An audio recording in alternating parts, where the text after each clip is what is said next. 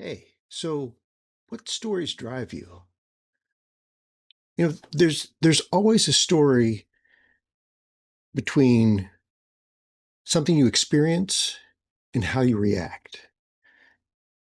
And we've known this through neuroscience and other sources for years, really. I mean, whether it's in this book or this book or talking about stock trading, there's stories that we tell ourselves when something surprises us or something happens that triggers a memory.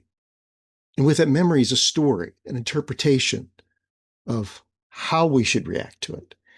And we go on autopilot. So, even this picture behind me of a park nearby, there's a lot of stories that show up for me when I see this picture. It's why I keep these kind of pictures in my background. It's more for me than my audience. Because this reminds me of a peaceful place, a place where family and I have been together. But if you're finding yourself stressed in certain situations, you find certain things that trigger you, you might want to find ways to pause and stop and think, what is the story behind this reaction? Another book from a friend of mine, The Responsibility Process by Christopher Avery. He's got a great little game in there called the Catch Sooner game.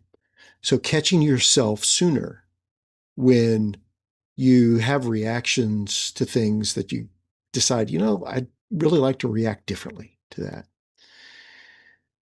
So if you're in a meeting and you find yourself triggered by certain reactions or other things that happen and you respond in a way you're not quite happy with and you want to find a different way, think about how you can catch yourself sooner.